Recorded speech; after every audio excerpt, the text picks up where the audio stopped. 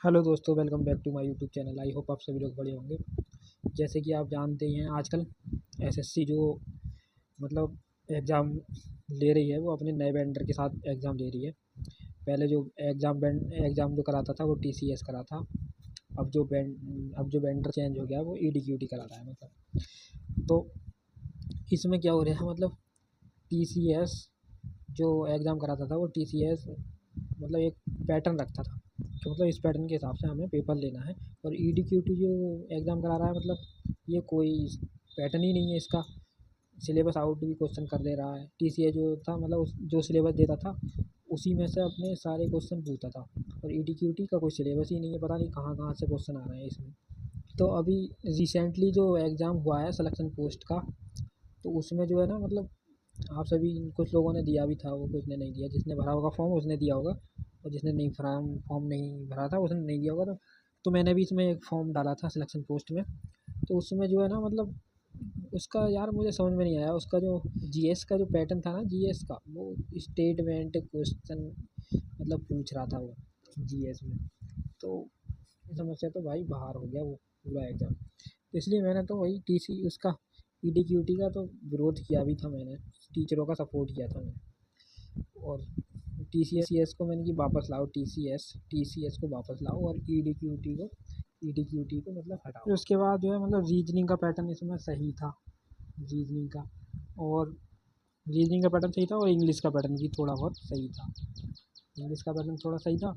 और मैथ और जीएस जो है थोड़ा मुझे मैथ का थोड़ा बहुत सही लगा, जीएस का थोड़ा टफ लगा था इसमें। और बाकी तो सब ऐसे ही था।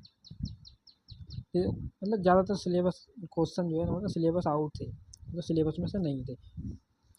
तो उसमें जो टीचरों ने जो है मुद्दा उठाया था कि भाई दिल्ली चलो, वहाँ चलो, वहाँ चलो। हमने तो खैर ऑनलाइन ही साथ दिया था टीचरों का। ऑफलाइन तो हम नहीं जा सकते क्योंकि हमारा दूर बहुत है, और अगर जा भी पाते वहाँ तक तो हमें 500 रुपया कम से कम खर्च करना पड़ता, तो इसलिए हम नहीं गए। तो भाई उसके बाद फिर एग्ज़ाम हुआ। 6 तारीख से एग्ज़ाम हुआ, 6 से 8 अगस्त तक स्टेनोग्राफ़र का। तो उसमें जो एग्ज़ाम हुआ, हमारा भी एग्ज़ाम हुआ। हमने दिया 7 तारीख को एग्ज़ाम। 7 तारीख थर्ड शिफ्ट को एग्ज़ाम दे के आए हम। दिल्ली दिल्ली सिटी हमें दिखाया था उसने।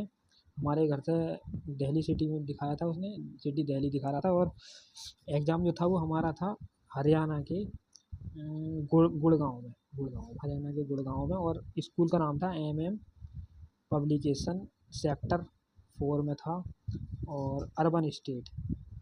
तो इसमें हमारा थर्ड शिफ्ट में एग्ज़ाम था।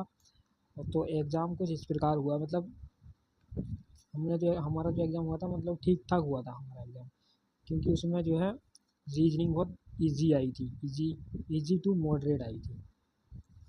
और उसमें रीजनिंग के अंदर थोड़े मैथ के सवाल थे, 3 से 4 सवाल मैथ के थे। और इंग्लिश तो भाई बिल्कुल ही ईजी आई थी, इंग्लिश बिल्कुल ईजी आई थी। और और जीएस जो आया था ना, जीएस वो स्टेटमेंट जीएस आया था भाई। मुझसे जो क्वेश्चन हुए थे वो 18 क्वेश्चन करेक्ट करे थे मैंने, बिल्कुल 18 क्वेश्चन करेक्ट करे थे। और मैंने 6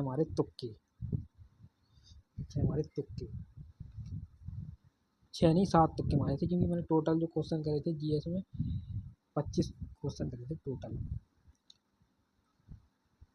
और रीजनिंग में जो क्वेश्चन करे थे मैंने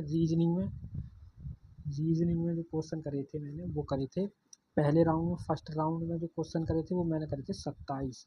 सेकंड राउंड में क्वेश्चन करे थे मैंने कम से कम 38 क्वेश्चन करे थे सेकंड राउंड में। और थर्ड राउंड में मेरे पहुँचे 45 क्वेश्चन।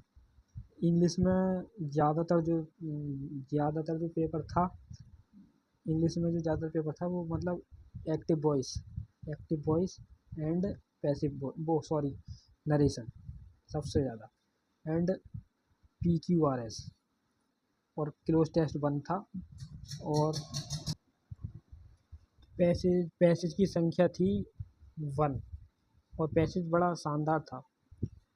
तो इसमें जो है ना क्वेश्चन बहुत बढ़िया थे पैसेज में। छोटे छोटे क्वेश्चन थे, हो भी जल्दी जा रहे थे। लेकिन यार मैं मुझसे जो क्वेश्चन हुए इंग्लिश में वो 75 ही क्वेश्चन हुए, मात्र 75 क्वेश्चन हुए। तो मेरे क्वेश्चन यार थोड़े कम रह गए इसमें। और वो कम कैसे रह गए, क्योंकि मैंने यार रीजनिंग में टाइम ज़्यादा दे दिया भाई। रीजनिंग में मैंने ज़्यादा टाइम दे दिया। रीजनिंग में जो मैथ के क्वेश्चन थे ना, मैथ के, उनमें जो है मुझे टाइम ज़्यादा लग गया। और फिर इधर जो जीएस में स्टेटमेंट वाले जो क्वेश्चन थे, उसमें सोच समझ के मैं क्वेश्चन लगा रहा था। और रीजनिंग में स्टेटमेंट क्वेश्चन थे, उसमें भी सोच समझ के लगाना पड़ रहा था क्वेश्चन। उसमें तो एक क्वेश्चन ये पूछा, मतलब अगर किसी का पर्स गिर जाए किसी वेटर का, तो और आप उस टेबल पर खाना खा रहे हैं, आपको मिल जाए, तो आप मतलब क्या करेंगे? उसे दे देंगे, या मतलब उसे कहीं दूसरे इंसान को दे देंगे उसका पर्स, या किसी टेबल पर रख देंगे? मतलब ऐसा इससे पूछा था क्वेश्चन। तो भाई मेरा जो पूरा स्कोर रहा वो कुल मिला करके 140 प्लस रहा। 140 प्लस मेरा मतलब वो बन रहा है रिजल्ट। सॉरी, रिजल्ट नहीं, मतलब क्वेश्चन बन रहा है 140 प्लस। अब जो है आंसर की आने के बाद पता चलेगा भाई कितने हुए क्वेश्चन। तो भाई जिस प्रकार आ रहा है पेपर। और बाकी हम अगली वीडियो में बात करेंगे। अगर वीडियो अच्छी लगे तो लाइक कर लेना और सब्सक्राइब कर देना यहाँ चैनल को, क्योंकि मैंने नया चैनल खोला है भाई। सब्सक्राइब जरूर कर लेना। ओके।